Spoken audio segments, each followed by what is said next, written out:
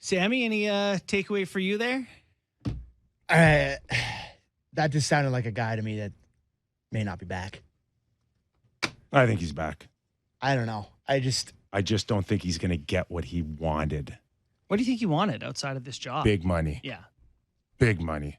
I think there's a sense that he thinks he's, and again, it's not just marketplace. This is a guy that walks in that building every day and sees one of the most successful storied franchises make hundreds of millions of dollars, to the point where you can watch Messiah make 12, you can watch Nurse make 8, you can watch your boss at 6.5, 7, and he's like, okay, well, I'm not 2. Yeah. Yeah. I'm not 2. Yeah. I've done a pretty good job, and I've given you 110, 115 points, so I'm not saying it needs to be 6 or 7, but can't be 2. I think I left that press conference feeling like he will be back. Yes.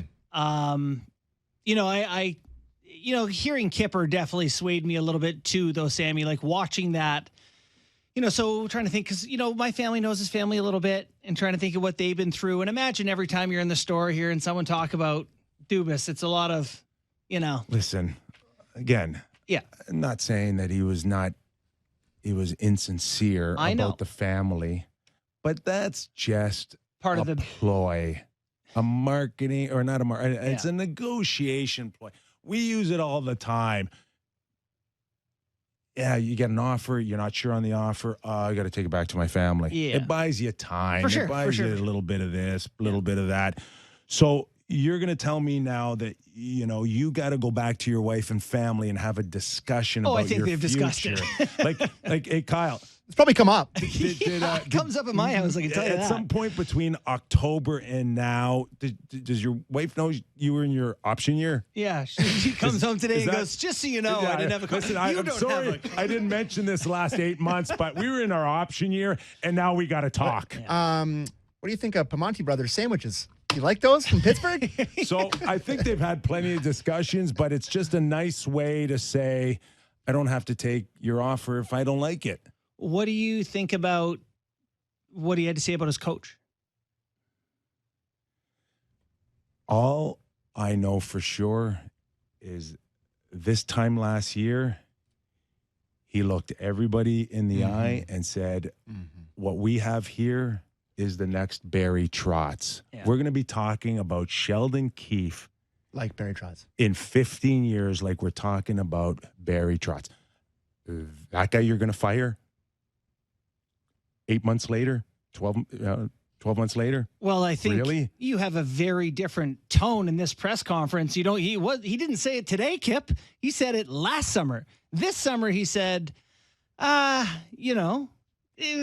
made some good adjustments. Yeah, but again, everything's on the table. That just may be him saying there could be an audible from the board of directors. Yeah, he said too hasty to guarantee anything.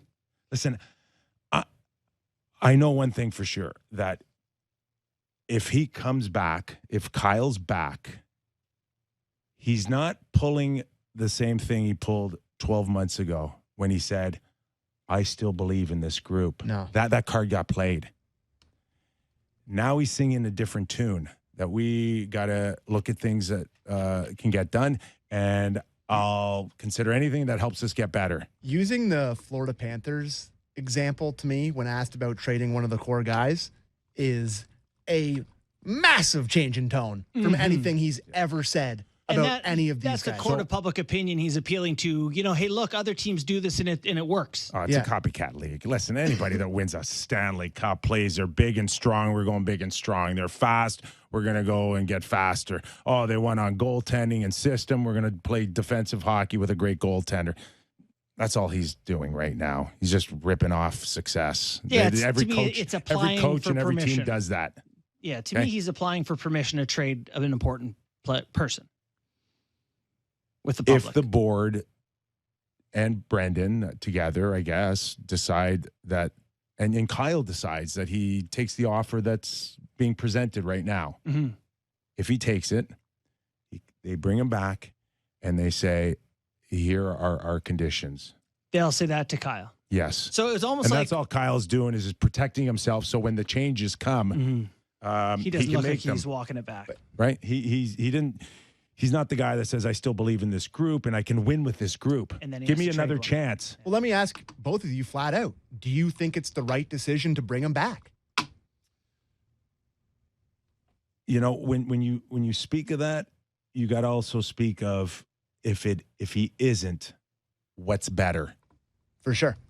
I understand that. And outside of maybe Brad Tree living out there, I don't know if there's anything out there that you could sit there and bring in. And the domino effect of doing that and where it leaves you and where a guy like Brad Tree living would have to come in. And the thing that Brad Tree living would also do to get the job is to talk about the things that Kyle did wrong.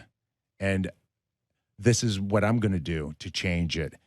And I don't know if Brendan or MLSE would be ready for those changes. He's the guy who made the Kachuk trade. He'd have to be if it doesn't play into where you think the issues truly are. So to answer your question, Sam, I think it's right to keep him. I think he is the right guy, and I think he's shown an evolution. I don't think, it's unfortunate that he has to do a lot of learning on the job here, right? Like both of them, him and Sheldon, have had some tough learning lessons to win NHL playoff hockey. For sure. Like they went into it like we believe in the end speed and skill will trump all. And then it was like thump. Okay, take the L. Now we'll adjust and play. And they've only recently made that adjustment. In March.